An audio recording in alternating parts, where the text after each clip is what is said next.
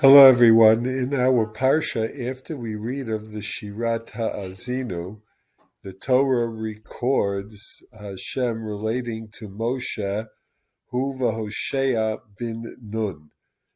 And everyone asks the obvious question, if Moshe Rabbeinu had previously changed Yehoshua's name from Hoshea to Yehoshua, how come here all of a sudden he's referred to as Hoshea bin Nun? There is a wide variety of answers that are given.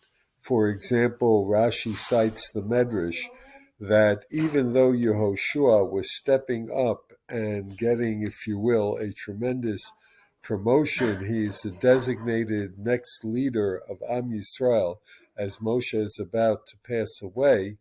Nonetheless, he retained the humility that was always his trademark, even beforehand, even when he was just Hoshea, even before he rose to prominence in the mission of the Meraglim.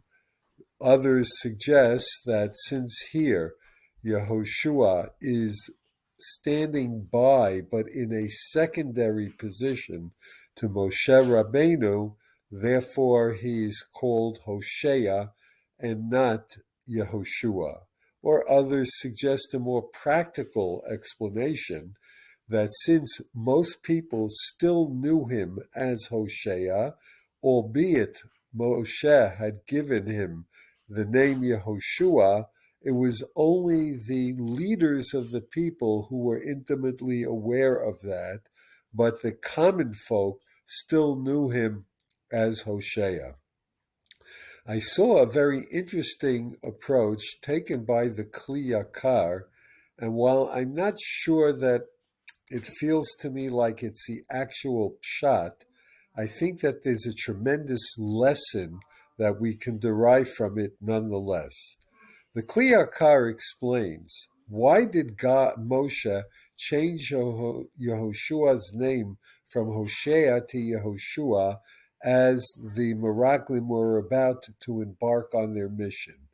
And the answer that was given was this way: his disciples' name would begin with the letters Yud and Hey. Ka, Yud K.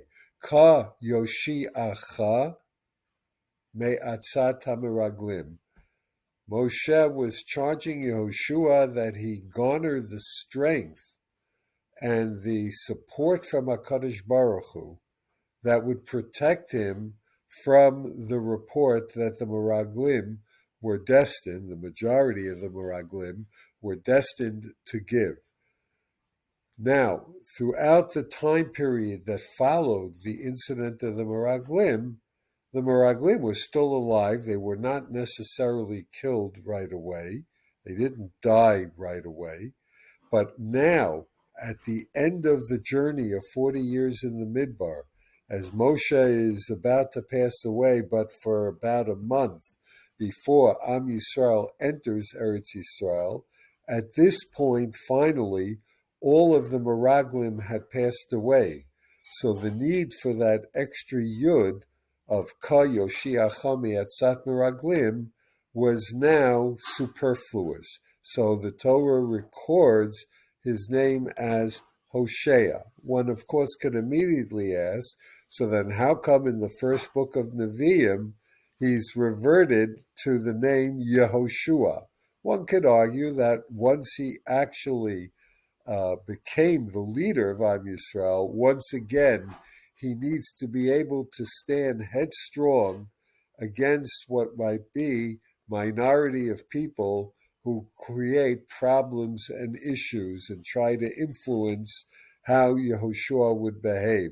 So perhaps then again he needs that extra protective yud, Ka Yoshiacha, may God save you from other people who don't see things in the light that they should.